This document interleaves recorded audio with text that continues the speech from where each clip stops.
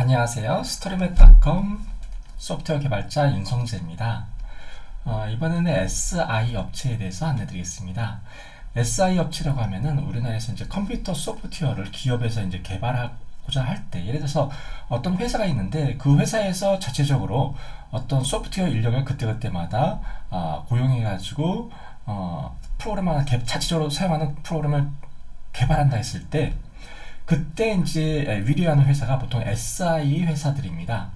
SI 회사에 이제 직원으로 이제 들어가는 방법은 보통 이제 컴퓨터 학원 같은 데를 가게 되죠. 이제 나는 컴퓨터 프로그래머가 될 거야 하고 정규적으로 어떤 대학교에 간다든가 이렇게 할 수도 있겠지만, 일반적으로 대부분의 프로그래머가 되려는 사람들이 보통 있는 학원을 갑니다. 학원에 가서 컴퓨터 관련 어떤 뭐 자바를 배운다든가 보통 그런 식으로 들어가겠죠. 그래서 학원에서 단기적으로 어떤 프로그래밍 기술을 배우게 되면은 기본적으로 이제 회사에 이제 이력서를 이제 내보면은 대부분 이제 회사에서 빠꾸를 맞고 들어갈 수 있는 회사들은 이제 보통 SI라고 불리는 이런 회사들에 들어갈 수가 있습니다. 보통 이제 SI 회사에 이제 들어가게 되면은 SI 업체에서는 하는 일이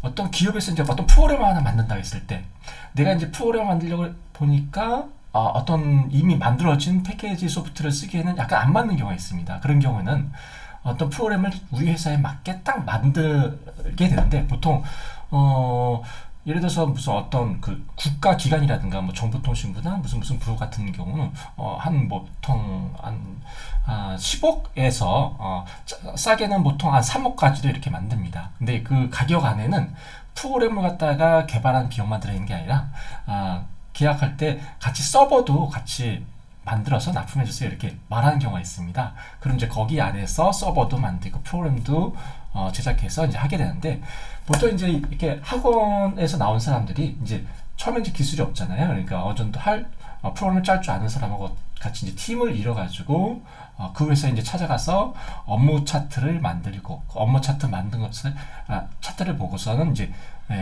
그걸 통해서 이제 프로그램을 갖다가 제작을 하게 되는데요.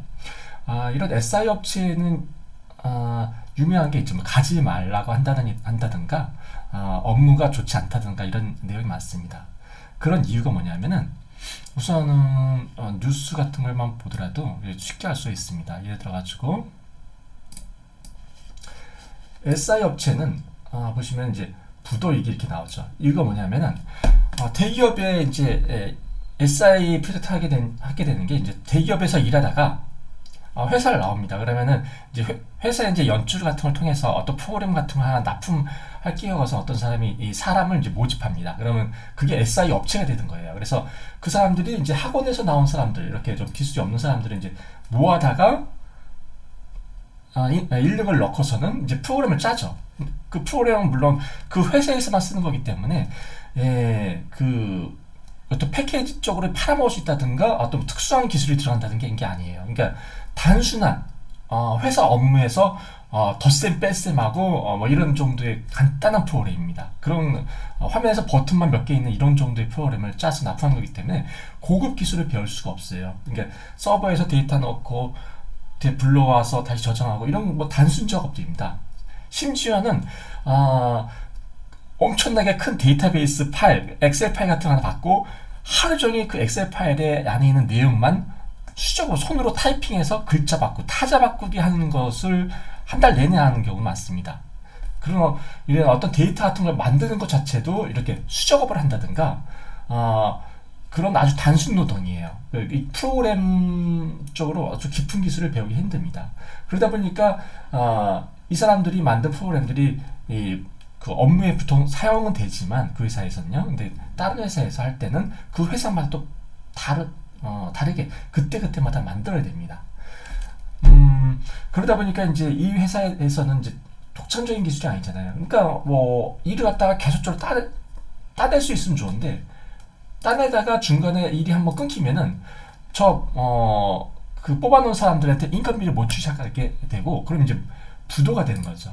이렇게 SI 업체는 망하는 경우가 많아요. 왜 망하냐면은 우선은 그 뽑아놓은 사람들이 실력이 좋은 사람들이 아니죠. 학원에서 조금 단기간으로 간단한 것만 배운 사람이라서 만들어 팔아서 좋은 판매할 수 있을 만한 프로그램이 아니라 그냥 딱 그 프로그램에서 그 프로그램은 그 회사에서만 쓸 수 있는 간단한 프로그램이기 때문에 그걸 통해서 어떻게 추가적인 수익금을 내지를 못합니다. 그러다 보니까 일이 중간에 끊기면 부도가 되죠.